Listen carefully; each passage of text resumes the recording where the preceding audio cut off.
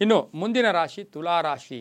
ತುಲಾರಾಶಿಯವರಿಗೆ 2024ರ ಆರ್ಥಿಕ ಬಲಾಬಲ ನೋಡೋಕೆ ಹೋದಾಗ ಆರ್ಥಿಕ ಪ್ರಗತಿ ಆಗ್ತಕ್ಕಂಥ ವರ್ಷ, ಹಣ ಡಬಲ್ ಆಗ್ತಕ್ಕಂಥ ವರ್ಷ, ದ್ವಿಗುಣ ಆಗ್ತಕ್ಕಂಥ ವರ್ಷ ಕೂಡ ಈ ರಾಶಿಯವರಿಗಿರುತ್ತೆ. ಆಸೆ ಆಕಾಂಕ್ಷೆಗಳು ಈಡೇರುತ್ತೆ, ಉದ್ಯೋಗದಲ್ಲಿ ಒಳ್ಳೆಯದಾಗತ್ತೆ, ಕಠಿಣ ಶ್ರಮದಿಂದ ಹಣ ಬರ್ತಕ್ಕಂಥ ಯೋಗ, ಯಶಸ್ಸಿರುತ್ತೆ, ಹಳೆ ಬಾಕಿ ವಸೂಲಿ ಆಗುತ್ತೆ, ಎಕ್ಸ್ಪೆಕ್ಟೆಡ್ ರಿಸಲ್ಟ್ಸ್ ಕಂಪ್ಲೀಟ್ ಆಗ್ತಕ್ಕಂಥದ್ದು.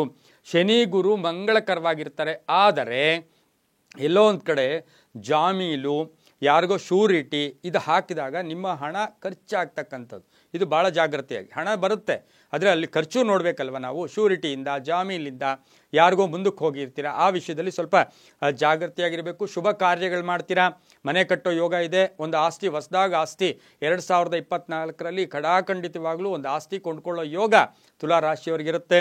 ಮನೆಯಲ್ಲಿ ಮಹಿಳೆಯರಿಗೆ ಹೆಚ್ಚು ಹಣ ಬರ್ತಕ್ಕಂಥ ಯೋಗ ಕೂಡ ಇರುತ್ತೆ. ಸಿನಿಮಾ ರಂಗದವರಿಗೆ ಈ ವರ್ಷ ಹಣಕಾಸಿನ ಯೋಗ ತುಂಬ ತುಲಾರಾಶಿಯವರಿಗೆ ತುಂಬ ಚೆನ್ನಾಗಿರುತ್ತೆ. ರಿಯಲ್ ಎಸ್ಟೇಟ್ ಅವ್ರಿಗೆ ಒಳ್ಳೆಯದಾಗುತ್ತೆ, ಸರ್ಕಾರದಿಂದ ಒಳ್ಳೆಯದಾಗ್ತಕ್ಕಂಥದ್ದು. ಮುಖ್ಯವಾಗಿ ಫೆಬ್ರವರಿ, ಏಪ್ರಿಲ್, ಸೆಪ್ಟೆಂಬರ್, ಅಕ್ಟೋಬರಲ್ಲಿ ಬಹಳಷ್ಟು ಶುಭ ಇರುತ್ತೆ ಈ ರಾಶಿಯವರಿಗೆ, ಹೆಚ್ಚು ಹಣ ಬರ್ತಕ್ಕಂಥದ್ದು.